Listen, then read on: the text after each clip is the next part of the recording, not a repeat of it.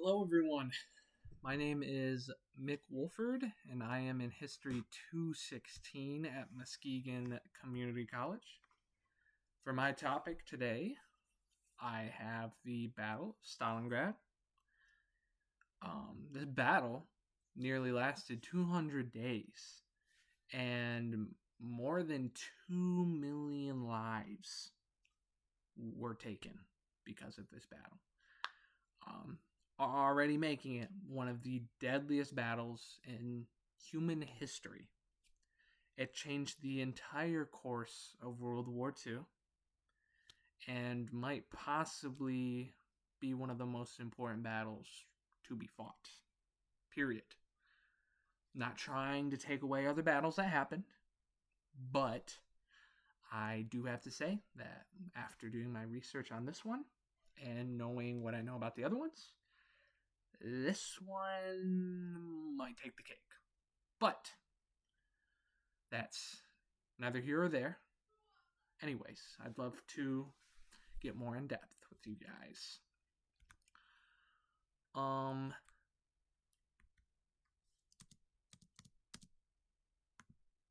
There we go.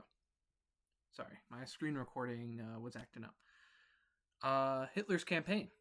In 1942, Hitler had no problem conquering most of Europe. Poland, France, and parts of the Soviet Union, just to name a few regions, they stood no chance to the Nazis. They were an unstoppable force. But yet, Hitler, he wanted more. He craved just something more. So, of course, being Hitler, he set his eyes on a new target, the city of Stalingrad. Stalingrad was a beautiful city. It sits right on the waterways of the Volga. It connected many parts of the vast Soviet Union. It was very important industrially. Many factories were there to support the Soviet Union in their war effort. The city made tanks, guns, clothes, bullets. I mean, you could probably name it, and it was probably in the city. I mean, it was one of the biggest industrial cities in Russia at the time. So that making it a valuable asset to the country. The city and its importance to Hitler. The city was named after the Soviet leader Joseph Stalin, one of Hitler's biggest rivals in World War II. Capturing this city would be a huge victory for the Nazis and a huge blow to the Soviet Union and their morale.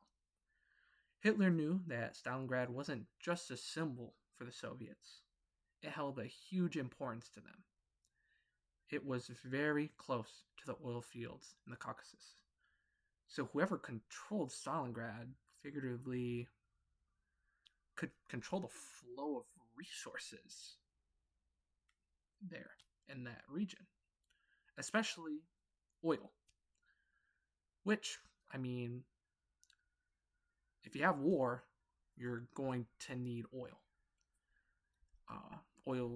Vital for running your tanks, vital for running your planes, vital for running the vehicles that your soldiers ride in. I mean, you name it, oil was needed for a lot of things. And if the Nazis succeeded to cut off the Soviet supply line, then you could say it probably would have altered the war in the favor of the Axis. And I don't really think it's that crazy to say that. The start of the battle. Many of Hitler's generals were very cautious of this. They knew that fighting in the Soviet Union had already stretched their resources pretty thin. And the winter of 1941 was especially brutal for the Nazis.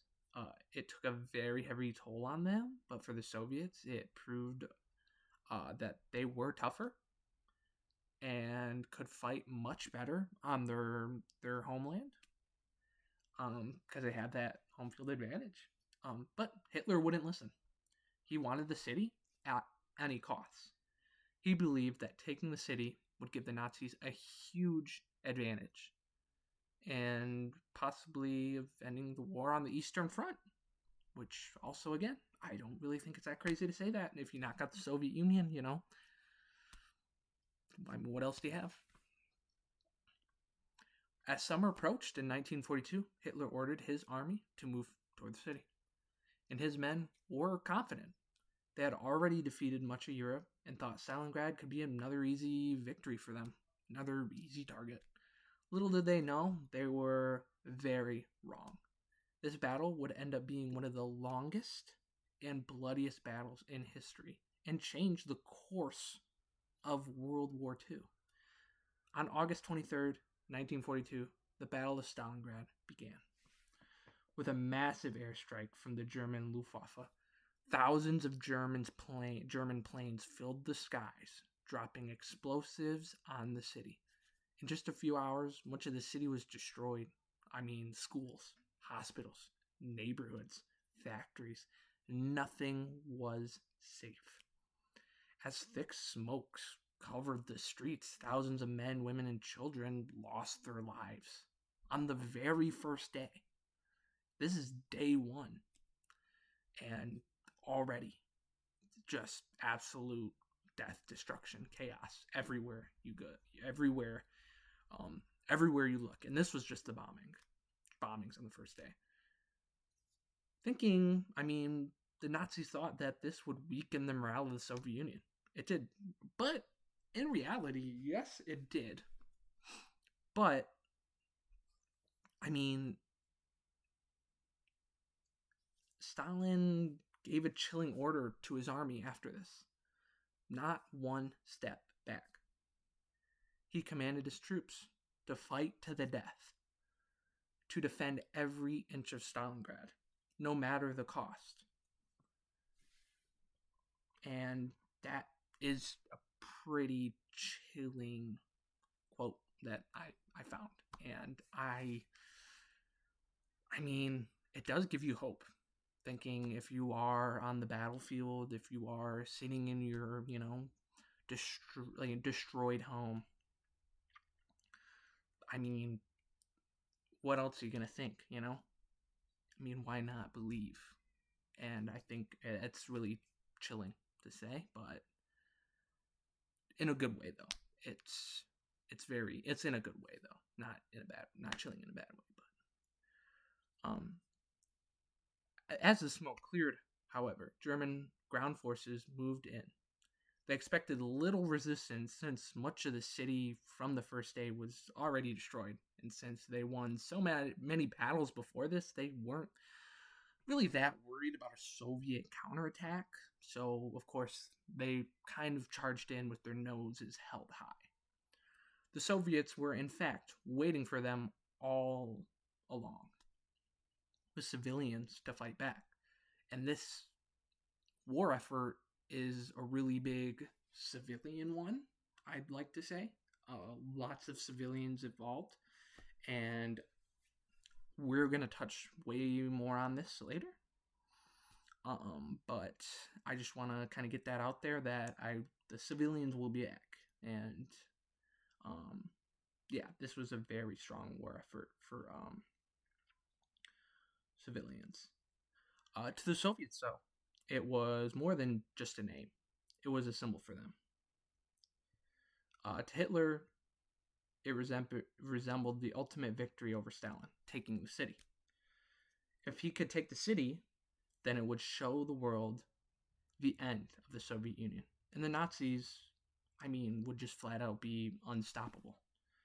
For Stalin and the Soviet people, losing Stalingrad would mean everything. Their home, where they're from, families, absolute all-out chaos, just death everywhere.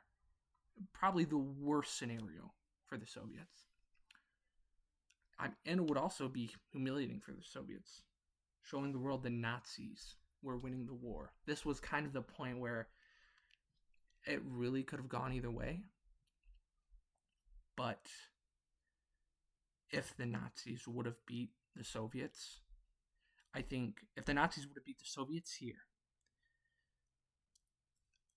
and or the British, then I think the war could have easily gone in that towards the Axis powers pretty easily.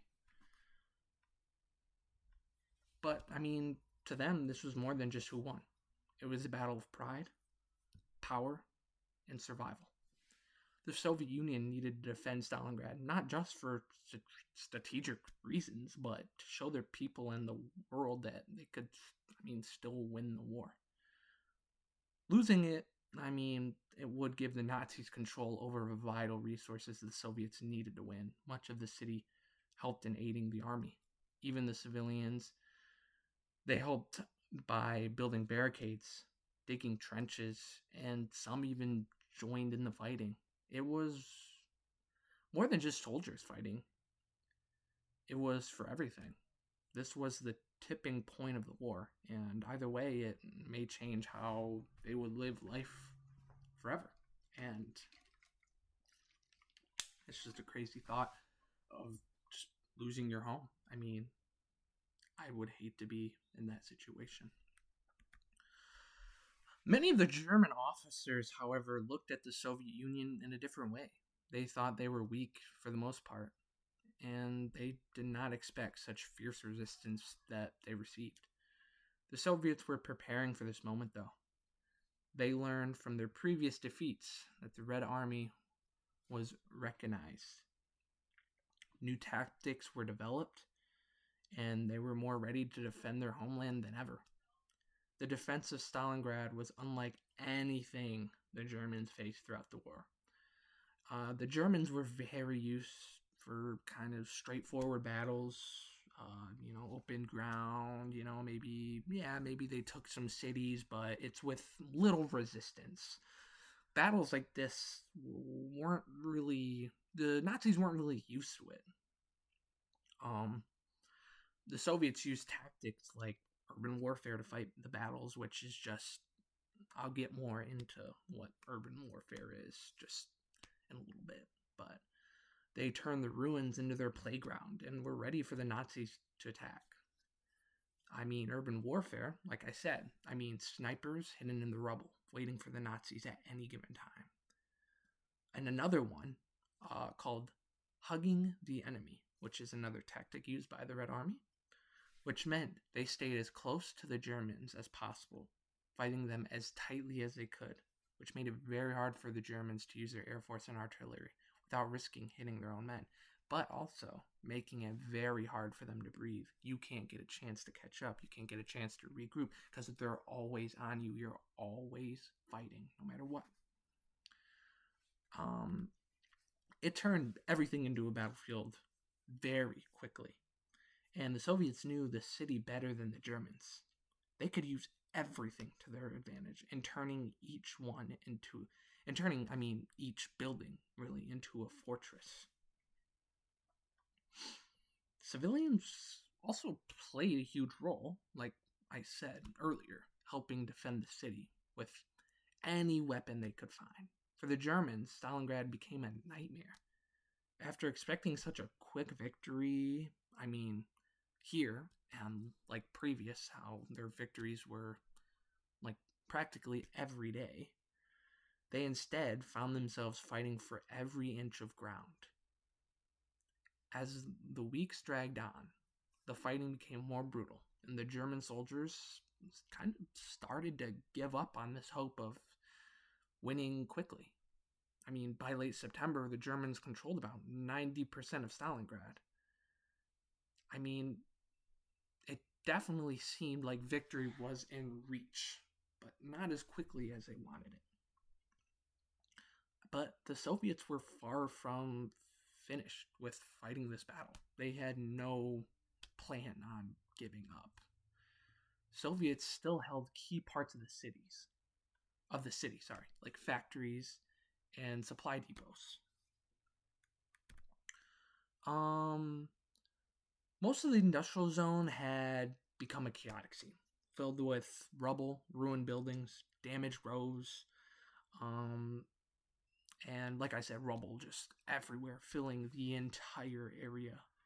This made the traditional style of warfare impossible. So, like something kind of what the Nazis were used to. It made tanks nearly impossible to traverse this course. And artillery strikes had really no way of hitting their target in the tight urban environment because everything at that point was just destroyed, so you really had no clue what you were hitting. The Soviets learned to use this destruction to their advantage. They would use the ruins to set up ambushes, hide snipers, launch surprise attacks. Nazis weren't very familiar with this type of combat. They were more used to fighting, like I said, in the open fields and forests, struggled with the narrow streets and destroyed buildings that lay around them, and trying to fight the Soviets on their turf. They knew every turn, everything. Like, how are you going to fight that? The danger was around every corner, and any building could be a trap. For German soldiers, it was a nightmare. They had a term for this type of fighting called Rattenkrieg, meaning rat war, because most of the time they felt like rats, constantly being hunted by an enemy. They just couldn't see. The fighting was so close and so brutal at times, it sometimes would have to come down to hand-to-hand combat to determine the victor. Knives, bare hands, anything that would ensure survival. Just picking up a brick, stuff like that. It was brutal in this close quarters combat. It was so brutal. I would never wish this on my worst enemy. It was horrific, just how it was in reading. It was like people just, I don't even want to describe it. It's so graphic. But, it's just, sadly, it's kind of, it's a part of the war. The city. Even though most of the city was in ruins, some parts of the city were still standing. Most importantly, the industrial area, home to many factories, like the Red October Steel Factory and the Barricadi Gun Factory. These factories that once were helping the Red Army stay supplied are now the front lines for the Red Army. The Germans knew that if they could capture these factories, they would have a better chance at winning the battle, because that would pretty much be destroying the headquarters for the Soviets in Stalingrad. The factories were not only strategically important, but symbolic. They represented Soviet industry and power, and taking them would deal a psychological blow to the Soviets. But the Red Army fought fiercely to defend these factories. Workers who once made supplies for the Soviets fought with them to defend their homes. Like I said, civilians were huge in this war. They turned these factories into fortresses, hid in the basements, sniped from the windows, and used the machines and equipment to make makeshift barricades, I suppose, kind of like what you see down here, like these photos of just throwing a bunch of junk, just so you can block the enemy from entering. For every German advance, however, the Soviets pushed back just as hard. They were just as much in it as the Germans were. Despite the German dominance in numbers and equipment, the Soviets were far from giving up. The Soviet command, led by General Zhukov, launched several but small counterattacks, forcing the Germans to fight on multiple fronts. None of these attacks were large enough to push the Germans back completely, but they did slow their progress and inflicted heavy losses on the Nazis. One of the Soviets' most successful tactics was their use of snipers. Hidden in ruins, Soviet snipers like Vasily Zatsevov became legendary for their ability to pick off German officers and soldiers. Zatsevov, for example, was credited with killing more than 200 Germans during the battle. His story would later be turned into movies and books. During the siege, however, he was key in demoralizing the Germans. The Germans, in turn, tried to hunt and kill these Soviet snipers, but the ruins of Stalingrad provided perfect hiding spots for them, The city was their playground, and they became experts in using the environment to their advantage against the Nazis. And this was the big civilian one. So, while both sides were fighting for control over the city, the civilians were trapped in a nightmare. Before the battle, the city had a population of around 400,000, but now most of the city's inhabitants were either dead, evacuated, or hiding in the ruins. Those who remained living in a state of constant fear. The bombing destroyed homes, schools, hospitals, everything they knew. Food and water were severely scarce, with little to no medical care. Many civilians were forced to live in basements or makeshift shelters, enduring not only the constant shelling, but also the freezing temperatures as winter approached. Many civilians still helped defend the city, however. Some joined the soldiers, and others helped as lookout scouts or even snipers. Their bravery and determination were a huge factor in helping the Soviets defend their city, and really helped boost the morale of the soldiers and just the entire army, seeing their own people help join them. By October 1942, however, the German advance had slowed almost to a crawl. Their initial confidence in capturing the city had been replaced by anger, frustration, and exhaustion. The German soldiers just weren't prepared for what came with the brutal urban combat. Supplies were running low, and the harsh Russian winter was just beginning. General Paulos had once believed in a quick victory, now realized his army was stuck in a battle of harassment. The Germans had lost thousands of their men, and morale was dropping by the day. To make matters worse, Soviet forces were getting stronger. More reinforcements were arriving, and the Red Army was learning from their mistakes. Despite their worsening situation, Hitler refused to allow General Paulus to retreat.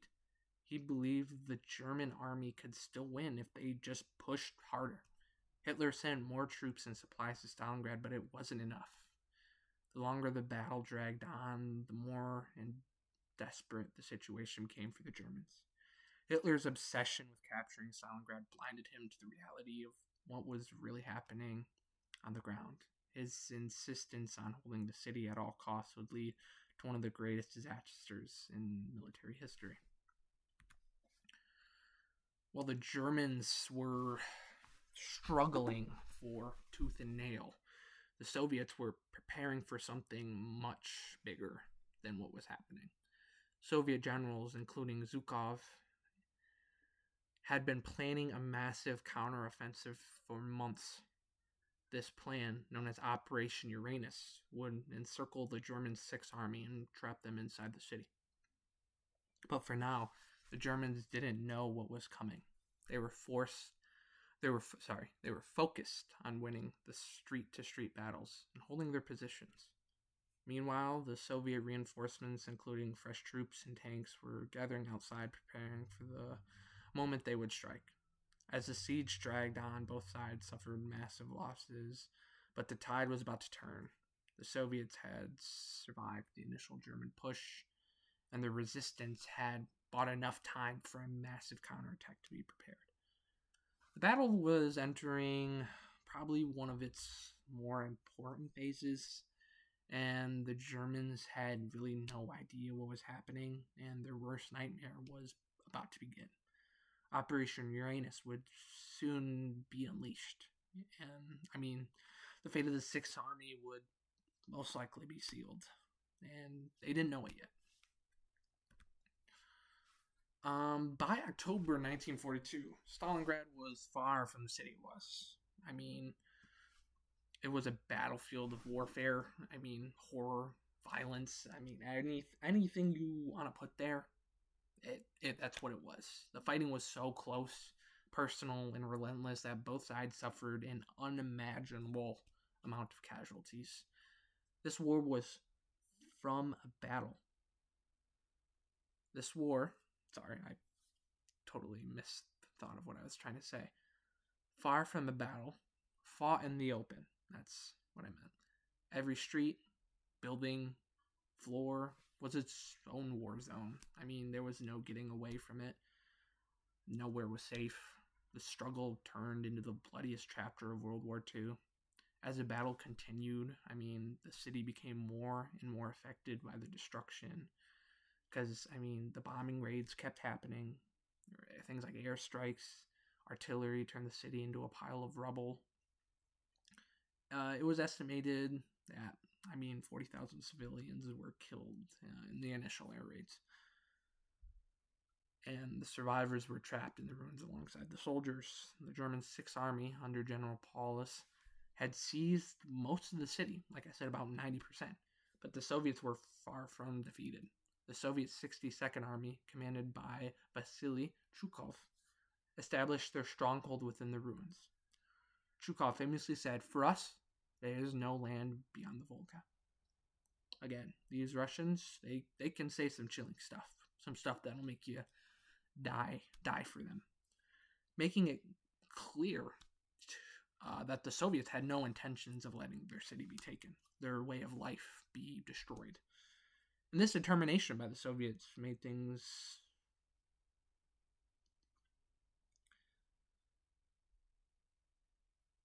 it made things come at a heavy price for the Germans. It made the Soviets fight harder. They were brutal in this combat. What made the fighting so terrifying was the close quarter combat. The city's rubble made it a maze of ruined streets, collapsed buildings, and underground passageways.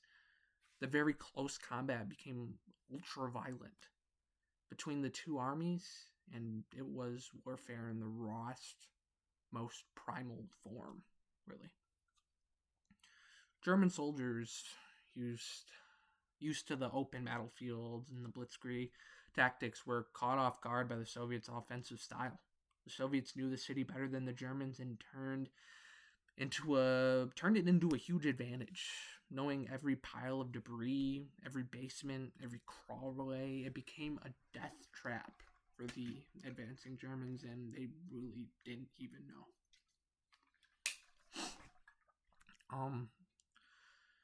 Adding on to the Germans' misery, the Russian winter had begun to set in.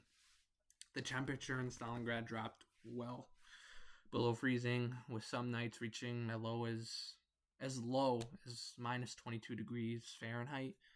German soldiers, many of whom were ill-equipped for such harsh conditions, began to suffer from frostbite and hypothermia. The cold weather also made it hard to move equipment and transport supplies. Tanks and vehicles froze, and even some weapons became harder to use and freeze up. Wouldn't shoot. Soviets were far more prepared for the winter than the Germans were, having the advantage of being on familiar ground as well, and their uniforms were more suited for the brutal conditions. The Nazis just got caught in the cold again, and it really is gonna bite them. During the siege, German forces, along with their Italian, Hungarian, and Romanian allies, were pushing their headquarters for more support to protect the Army Group's B flanks. The Hungarian Second Army was tasked with defending a 200-kilometer stretch from north of Stalingrad and situated between the Italian army and the Voromage. This created a really stretched defense line, with some areas being held by just a single platoon, which was really only about 20 to 50 soldiers. On top of that, they were short on effective anti-tank weapons. Even Chukov pointed out that the satellite troops were not as experienced or as equipped, and they weren't even as effective as the Germans, even when it came to defense. With all the attention on the city, the Axis forces had ignored the need to strengthen their just natural defense. Their defense line along the Don River for months. This oversight allowed Soviet forces to maintain bridgeheads on the right bank from which they could launch a lot of quick offensive operations. Like I said, a lot of those fast hits that didn't push them back, but was a big blow to the Germans. Looking back, those bridgeheads turned out to be a significant threat to Army Group B. On the southern side of the Stalingrad front, the area southwest of Koldenikov was only defended by the Romanian 4th Army. Beyond them, a single German division, the 16th Motorized Infantry, was responsible for a massive 400-kilometer stretch. Paulus had asked on November 10th for permission to pull the 6th Army behind the Don, but his request was denied. There was an order stating that no army group or commander could give up a village or even a trench without Hitler's own approval. On November 19th, 1942, the Soviet Union launched a counterattack that would change the course of the entire war. The operation was called Uranus, and its goal was to circle the German 6th Army and cut off their supply line. While the Germans were focused on fighting in the ruins of Stalingrad and trying to take as much inches as they could, Soviet forces led by General Georgy Zhukov and Alexander Vasilevsky, sorry, I'm just very bad at pronouncing these names, had been quietly amassing troops outside the city. This counteroffensive wasn't aimed at the Germans inside of Stalingrad,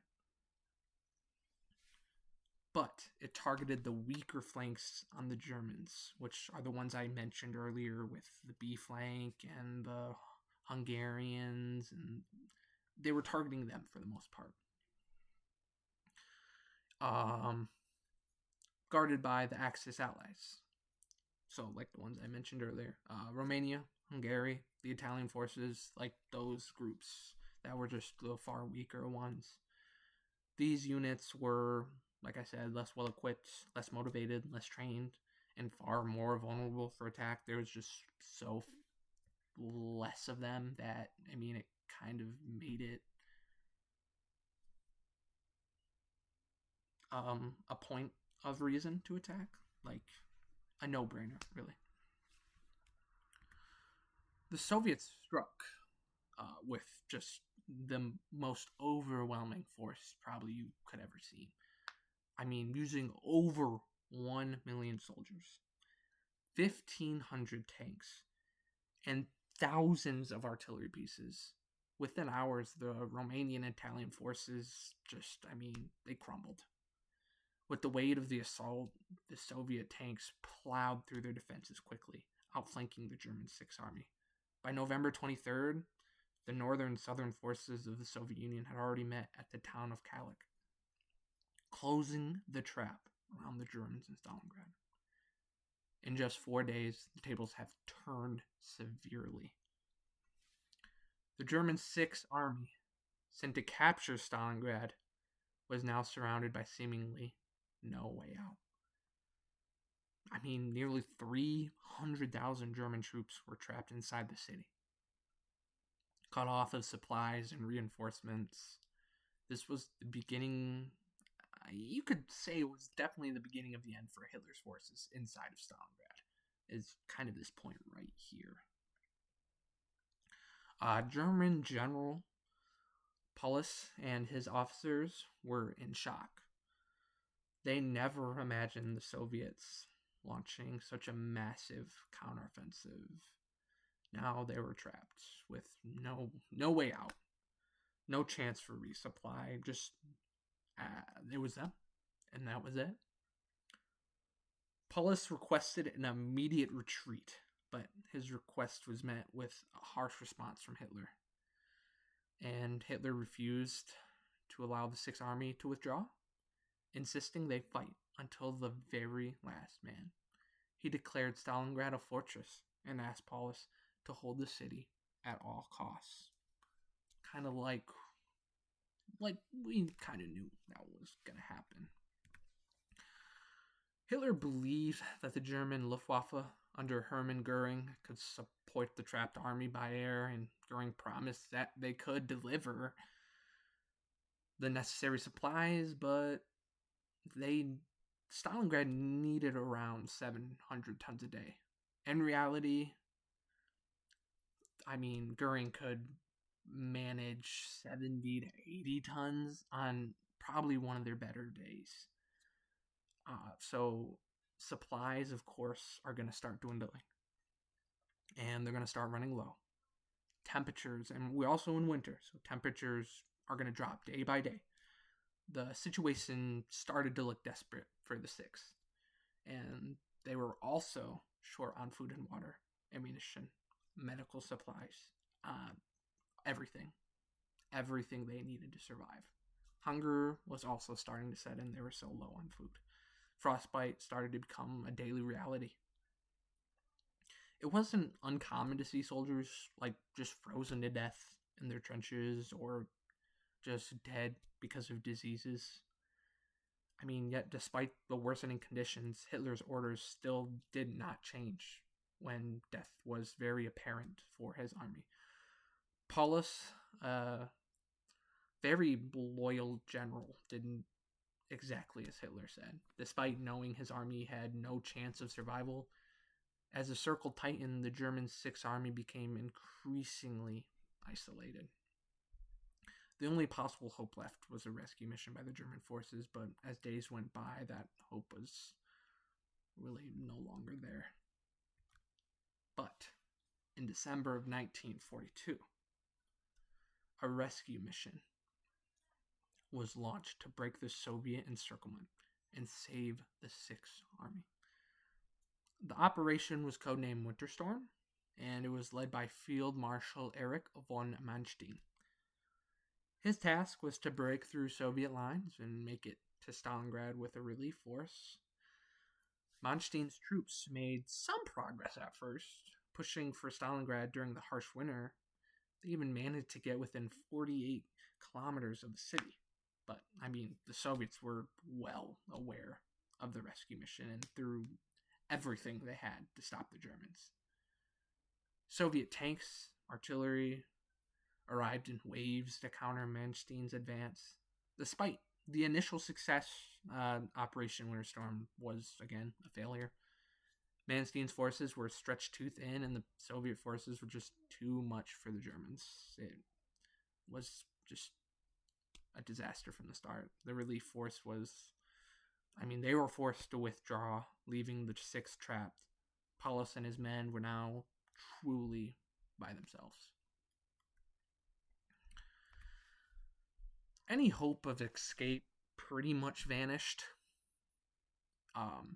If it already hadn't, this was pretty much the last time they would have had any. The situation inside the encircled pocket, also known as the Kessel, meaning cauldron in German, was beyond desperate. Each passing day, the soldiers' physical and mental condition deteriorated. Starvation became rampant as food supplies ran out. Soldiers resorted to eating anything like horses, dogs, and even rats to survive. They had to do what they had to do to get to the next day. As the German army crumbled inside the Kessel, the Soviets continued to tighten their grip. Soviet artillery bombed the German position day and night. Sorry, I meant to say day in and day out, but I kind of just lost my train of thought. The Soviet forces started to push their way into the city and started taking block after block. Their advance into the city was still cautious, however, because even though they knew the Germans were weak, they were still dangerous. The Soviet strategy was to divide the German pocket into smaller sections, making them weaker, isolating different parts of the Sixth Army from each other, so they weren't fighting at full force. By early January 1943, Soviet forces had cut the German line into two, splitting their remaining forces into a northern and southern pocket. At this point, surrender seemed inevitable, but Hitler continued to demand Paulus that